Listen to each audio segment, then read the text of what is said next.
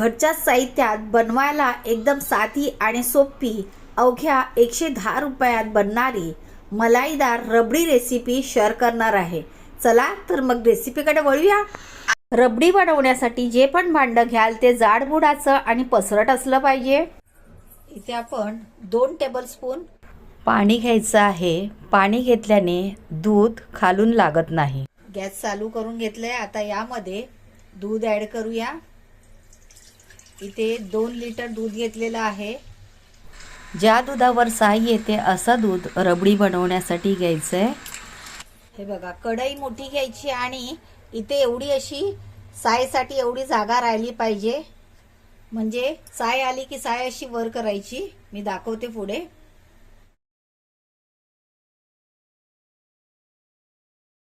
सुरुवातीला गॅसची फ्लेम हाय ठेवायची आहे आणि असं सतत ढवळत दूध गरम करून घ्यायचं आहे।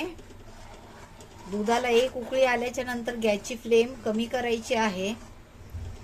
तोपर्यंत हाय फ्लेमवरच दूध असं तापून घ्यायचंय। दूध खालून लागता कामा नये। दूध जर खालून लागलं तर रबडीला करपट वास येतो, त्यामुळे सतत असं ढवळत राहायचंय।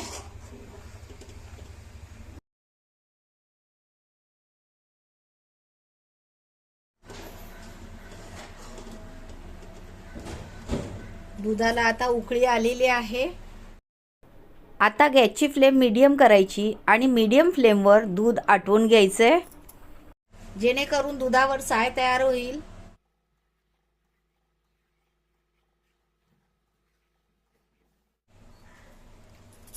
ही बघा, आता ह्याच्यावर ही जी साय आली आहे ही अशी बाजूला करायची आणि अशी कडेला ठेवून द्यायची।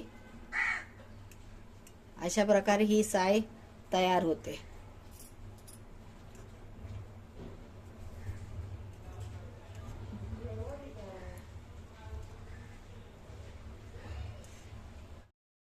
ही साय अशी काठावर जमा न करता दुधातच मिक्स केली तरी चालेल, पण आपल्याला जशी मलाईदार रबडी बनवायची आहे तशी रबडी बनणार नाही। फक्त दूध घट्ट होत जाईल आणि रबडी खाताना दाताखाली चावायला मलाई आली तर त्याची मजा काही औरच असते। अशी वर ठेवून द्यायची। फोकच्या साह्याने करायचं किंवा काडीच्या साह्याने। काट्याचा चमचा घ्यायचा आणि ह्या चमच्याने अशी ही वर करून ठेवून द्यायची। हे बघा, लगेच फटाफट साय तयार होते।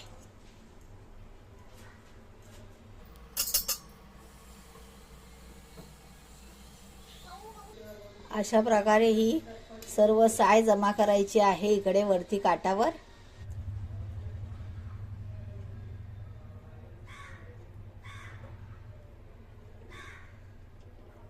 तुम्ही बघू शकता बऱ्यापैकी साय जमलेली आहे आणि आता दूध पण आटलेलं आहे। आता यामध्ये आपल्याला साखर ऍड करायची आहे।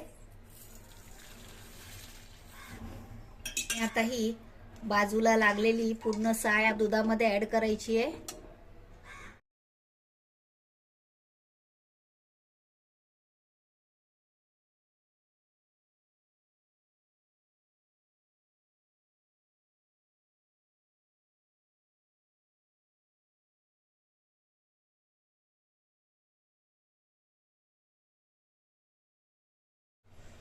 कढईची सर्व साय काढून झालेली आहे। यापेक्षा जास्त दूध आटवायचं नाहीये। आता गॅस बंद करूया।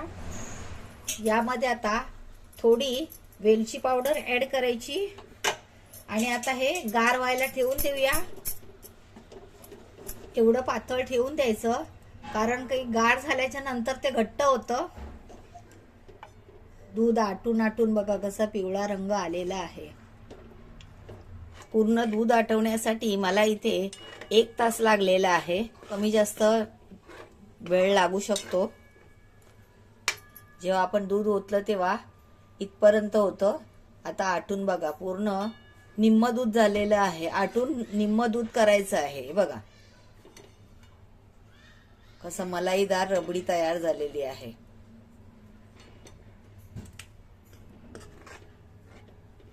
आता गार झाल्यानंतर बघा अजूनच आटलेलं आहे। फ्रीजमध्ये ठेवल्यावर याही पेक्षा घट्ट होणार आहे. आपण सर्व करूया.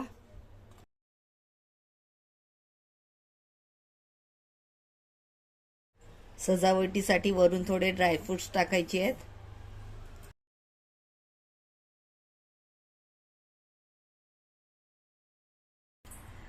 बदामाचे काप, पिस्त्याचे काप,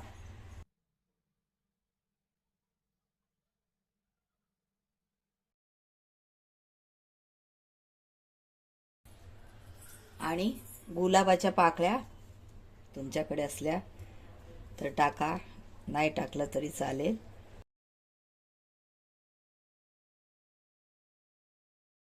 तर मंडळी, अशा प्रकारे स्वस्त आणि मस्त रबडी तयार आहे. रेसिपी आवडली तर लाईक करा, शेअर करा, सबस्क्राईब करा. वेळात वेळ काढून तुम्ही ही रेसिपी पाहिली त्याबद्दल खूप खूप आभार. लवकरच परत भेटूया अशाच एका नव्या रेसिपी सोबत. तोपर्यंत बाय बाय.